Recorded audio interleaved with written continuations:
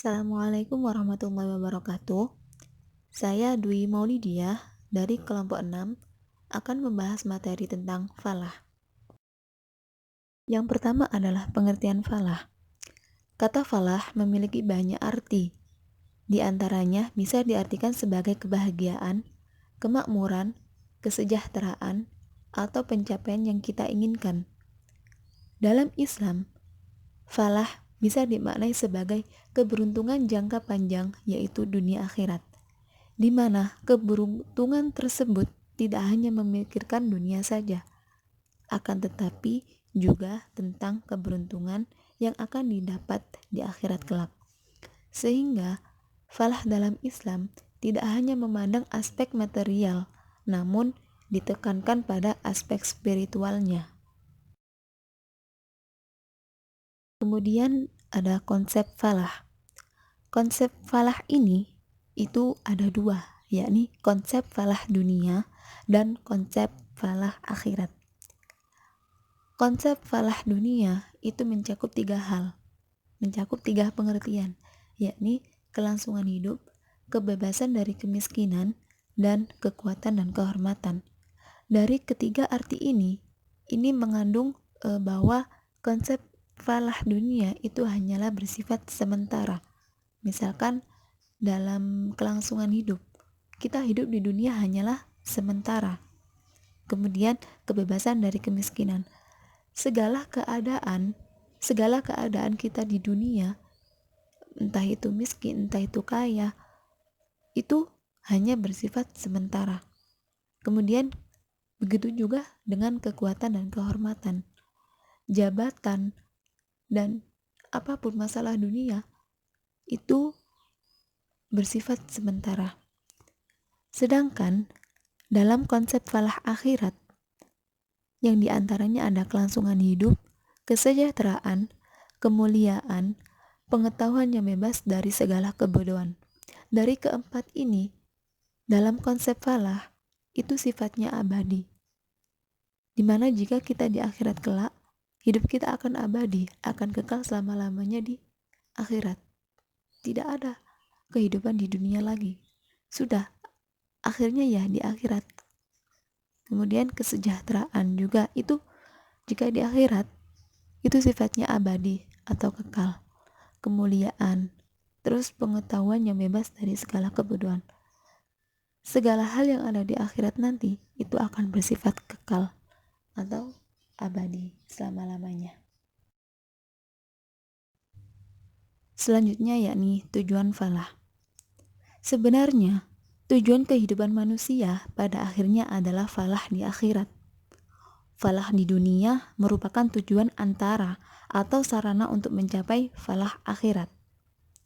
Sehingga di sini falah di dunia itu adalah sebagai intermediate goal atau diartikan sebagai tujuan antara. Sedangkan falah di akhirat itu adalah ultimate goal yang artinya adalah tujuan akhir, yakni sebagai tujuan akhirat. Kemudian tentang pencapaian falah. Dalam hal ini ada beberapa surat yang menjelaskan bahwa seseorang itu bisa memperoleh kebahagiaan atau bisa memperoleh falah. Yang pertama ada surat Al-Imran ayat 130, di mana surat ini menjelaskan tentang adanya pelarangan riba. Sesungguhnya larangan tentang riba itu adalah syarat bagi seseorang agar bisa memperoleh falah atau kebahagiaan. Sebab dalam Al-Quran Allah sudah menjelaskan bahwa riba itu hukumnya haram. Jika seseorang itu melakukan riba, maka ia akan memperoleh kerugian dalam hidupnya sendiri maupun kepada orang lain. Kemudian yang kedua ada surat Al-Imran ayat 131 dan surat Al-Imran ayat 132, di mana kedua surat ini mempunyai hubungan dengan surat Al-Imran ayat 133. Surat Al-Imran ayat 131 ini adalah perintah bertakwa kepada Allah, Bertakwa maksudnya ya ini menjalankan segala perintah Allah dan menjauhi segala larangannya. Nah, itu sudah dijelaskan dalam surat Al-Imran ayat 132. Kemudian yang keempat ada surat Al-Maidah ayat 90. Itu juga menjelaskan beberapa perbuatan yang dilarang Allah, di mana perbuatan yang dilarang Allah ini itu juga syarat bagi seseorang agar bisa memperoleh falah atau kebahagiaan. Misalkan saja perbuatan yang dilarang oleh Allah itu dengan maisir, gharar, riba. Seperti maisir. Maisir itu artinya memperoleh suatu keuntungan tanpa bekerja. Biasanya itu dalam bentuk judi.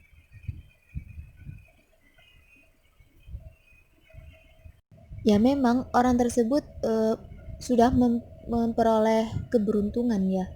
Akan tetapi keberuntungan itu tidak didasari dengan kerja keras dan hasilnya pun nanti tidak akan berkah.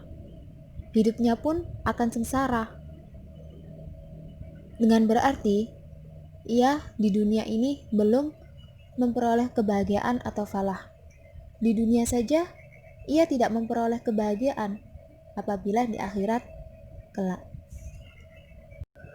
Jadi untuk mencapai atau memperoleh falah ataupun kebahagiaan,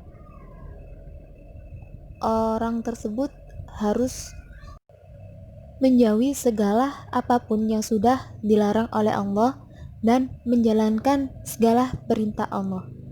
Dengan demikian, orang tersebut akan mencapai kebahagiaan di dunia maupun kebahagiaan di akhirat kelak. Kemudian ada ayat-ayat Al-Quran yang menjelaskan tentang adanya kebahagiaan dunia maupun di akhirat. Yang pertama adalah surat Al-A'la ayat 14 yang berbunyi Bismillahirrahmanirrahim Qad aflaha man tazakka, yang artinya sesungguhnya beruntunglah orang yang membersihkan diri dengan beriman. Adapun surat kedua yang senada dengan surat Al-A'la ayat 14, yakni surat Asy-Syam ayat 9 yang berbunyi Bismillahirrahmanirrahim Qad aflaha man zakkaha, yang artinya sesungguhnya beruntunglah orang yang mensucikan jiwa itu. Dalam tafsiran Muhammad Abdu pada surat Al-A'la itu maksudnya adalah seseorang akan memperoleh kebahagiaan jika dirinya itu bersih dari perbuatan-perbuatan nista yang puncaknya adalah kekerasan hati serta pengingkaran terhadap kebenaran. Kata aflaha dalam ayat ini adalah beruntung meraih kebahagiaan dunia dan akhirat yang tak seorang pun dapat memperolehnya kecuali yang mempunyai hati yang bersih dan suci. Sedangkan pada surah Asy-Syam ayat 9 Abdu mengatakan, Muhammad Abdu mengatakan bahwa orang yang beruntung adalah orang yang suci atau bersih. Siapakah orang itu? Yaitu orang yang mensucikan jiwanya dan meningkatkannya sehingga mampu mengaktifkan segala potensi dirinya secara optimal, baik dalam pemikiran maupun perbuatannya. Dengan demikian, ia akan berhasil menebarkan segala kebaikan bagi dirinya sendiri maupun di sekitarnya. Kemudian yang ketiga ada surat Al-Mu'minun ayat 1-10, di mana surat ini adalah surat yang cukup populer dengan kaitannya dengan Al-Falah. Dalam surat Al-Mu'minun ayat 1-10 ini sesungguhnya ingin menegaskan adanya hubungan manusia dengan akhiratnya, sekaligus memberi kabar gembira untuk orang yang beriman akan masa depan mereka yang lebih baik dan berbeda halnya dengan kaum kafir. Ayat-ayat ini juga menjanjikan adanya keberuntungan bagi siapa saja yang memegang teguh prinsip-prinsip itu. Prinsip-prinsip tersebut ialah termasuk prinsip akidah, prinsip akhlak, ibadah, dan muamalah. Mereka adalah orang yang dijamin akan mendapat keberuntungan seperti yang disebutkan di awal surat tersebut. Bagian awal dan tengah surat Al-Mu'minun ayat 1-10 tersebut menggambarkan kualitas dan sifat mereka. Sementara itu, kehidupan dan nasib akhir kaum yang jahat dijelaskan di akhir surat tersebut. Kemudian, balasan yang dijanjikan itu akan didapat setiap orang setelah kehidupan dunia berakhir. Dan saat itulah semua perbuatan mereka akan dinilai dan diperhitungkan. Selanjutnya yaitu kontekstualisasi ekonomi Islam.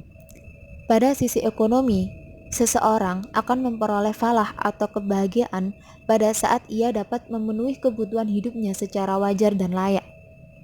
Sedangkan pada level makro, human falah harus bisa membangun kehidupan sosial yang nyaman, aman, dan bersih dari penyakit-penyakit sosial. Bahkan, dalam konteks yang lebih luas lagi, negara itu mampu mesejahterakan rakyatnya. Apabila dalam suatu negara ini penduduknya itu memperhatikan nilai-nilai Islam, menjauhi segala perbuatan-perbuatan yang sudah dilarang oleh Allah, yang sudah dijelaskan dalam Al-Quran, maka tidak dapat dipungkiri lagi negara tersebut akan mencapai kesejahteraan yang bisa diartikan sebagai memperoleh falah.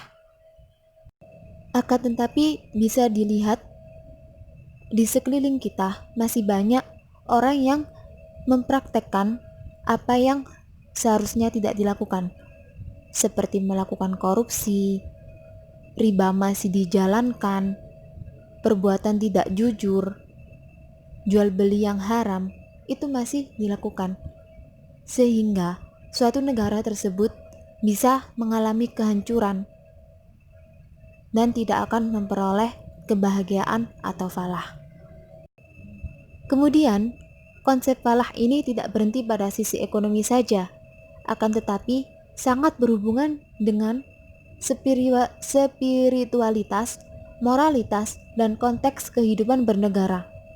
Selain itu, untuk mendapatkan kondisi yang falah, setiap orang harus memastikan tubuhnya dalam keadaan sehat dan terbebas dari segala penyakit. Dalam Al-Quran juga menggunakan istilah kehidupan yang baik atau biasa disebut dengan hayatan thayyiban sebagai lawan dari kehidupan yang sempit, ma'isyatan dongka. Yang pertama ada surat An-Nahl ayat 97 yang artinya, barang siapa yang mengerjakan amal soleh, baik laki-laki maupun perempuan dalam keadaan beriman, maka sesungguhnya akan kami berikan kepadanya kehidupan yang baik, dan sesungguhnya akan kami beri balasan kepada mereka dengan pahala yang lebih baik dari apa yang telah mereka kerjakan. Dalam tafsiran Ibnu Katsir menjelaskan bahwa pada surat An-Nahl ayat 97 ini, Allah telah menjanjikan kepada hambanya bahwa siapa saja yang melaksanakan amal sesuai dengan apa yang diperintahkan oleh Allah di dalam kitabnya, dan sesuai pula dengan contoh yang diberikan Rasulullah, maka ia akan diberi balasan berupa kehidupan yang baik di dunia dan mendapatkan balasan amal yang baik di akhirat. Lalu kehidupan yang baik itu kehidupan yang bagaimana? Dalam tafsiran Abdullah Yusuf Ali menjelaskan bahwa kehidupan yang baik dalam ayat tersebut bermakna sikap dan tingkah laku yang baik.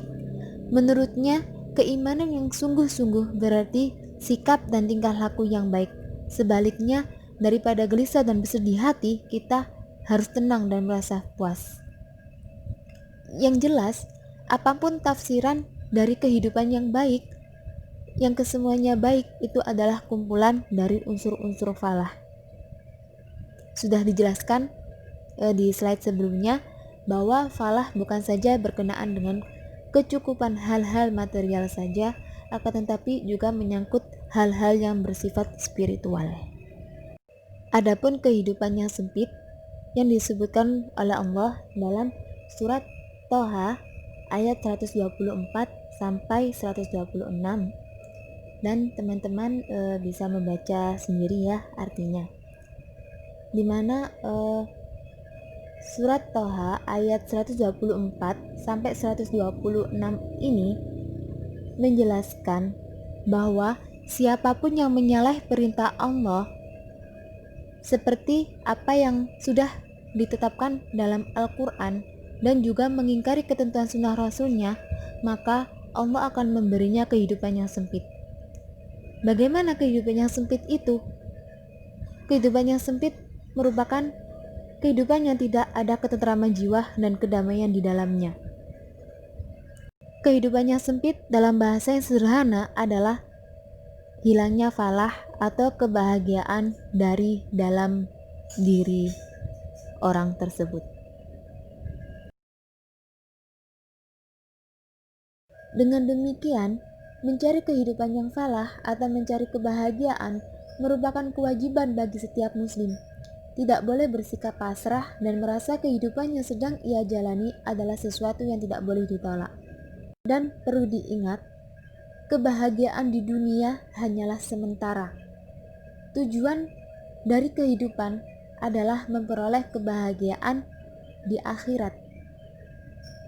Kebahagiaan di dunia hanyalah perantara untuk mencapai kehidupan akhir, yakni kehidupan di akhirat. Sekian presentasi dari saya, kurang lebihnya mohon maaf. Semoga apa yang disampaikan tadi bisa menjadi ilmu yang bermanfaat. Terima kasih. Wassalamualaikum warahmatullahi wabarakatuh.